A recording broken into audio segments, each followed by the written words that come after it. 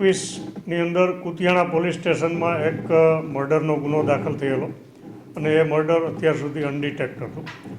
આ જે બનાવ હતો એની અંદર મરણ જનાર વ્યક્તિ જે આશરે 35થી 40 વર્ષના ઉંમરના પુરુષ હતા, એની ઓળખ થયેલી ન હતી, એટલે કે અજાણ્યું વ્યક્તિ છે એનું મરણ થયેલું. આ ગુનાની તપાસ શરૂઆતમાં સ્થાનિક પોલીસ દ્વારા કરવામાં આવેલી, ત્યારબાદ LCB દ્વારા પણ કરવામાં આવેલી, પરંતુ અત્યાર સુધી આ ગુનો છે એ મર્ડરનો ગુનો અનડિટેક્ટ રહેલો.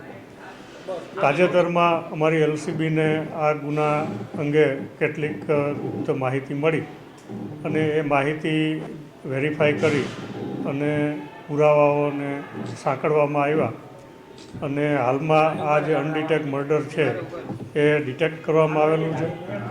અને આની અંદર એક આરોપી અરજણ ઉર્ફે બીડી પરબતભાઈ કરમટા, રહેવાસી મેવાસા નેસ કુતિયાણાની વિધિવત ધરપકડ કરવામાં આવેલી છે અને હાલ આ ગુનાની તપાસ છે LCB કરી રહેલી છે. વિગતે જોઈએ તો જૂન 2021ની અંદર આ બનાવ બનેલો અને એ સમયે આ વ્યક્તિ છે એની ઓળખ થયેલી નહીં. હાલ સુધી પણ એની ઓળખ થયેલી નથી. અમે એની ઓળખ કરવા માટે CID ક્રાઇમમાંથી અને આજુબાજુના જિલ્લામાંથી પણ ડેટા મંગાવવામાં આવેલ છે જે કોઈ ગુમ વ્યક્તિ હોય એની, પરંતુ હજી એની ઓળખ સાબિત નથી થઈ.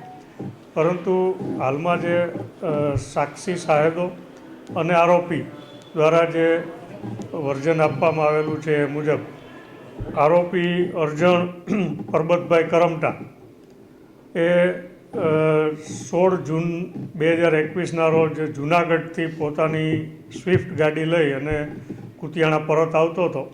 એ સમયે રસ્તામાં આ અજાણ્યો ઈસમ છે એને મળી ગયેલો અને એને પોતાની ગાડીમાં એને બેસાડેલો. અને એ જે મરણ જનાર વ્યક્તિ છે એ પોતાને ભૂખ લાગી છે અને પોતે જમવા માટે માંગ્યું, એટલે અરજણે એને કીધું કે મારા ઘરે ચાલ, હું તને જમવાનું આપીશ એમ કહી અને પોતાના ઘરે લઈ ગયો.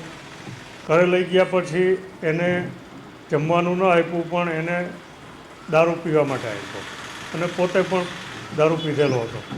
અને દારૂના નશામાં એને આ અજાણ્યા ઈસમને પોતાના ઘરે ઝાડ સાથે બાંધી અને આખી રાત એને ધોકા વડે માર મારેલો.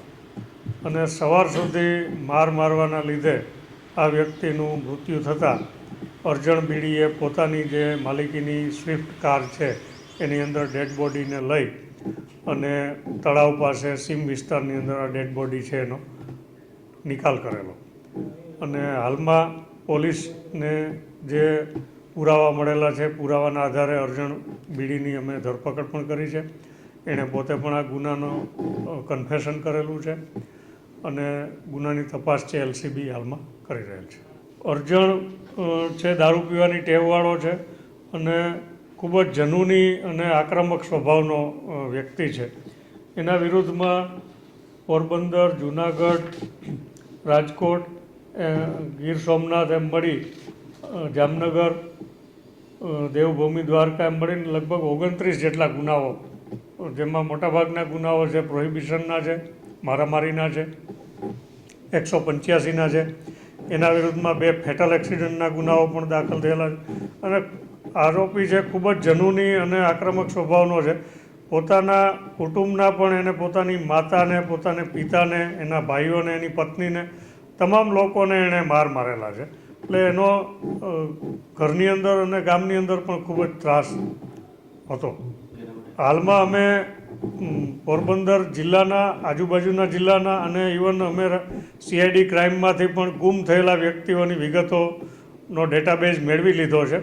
અને આ જે સમયગાળા છે એ સમયગાળાની અંદર જે વ્યક્તિઓ ગુમ થયેલા છે એની ઉંમર, એના ફોટોગ્રાફ્સ એની સાથે મેચ કરી અને અમે એની ઓળખ સાબિત કરવાનો હાલમાં પ્રયાસ કરીએ છીએ.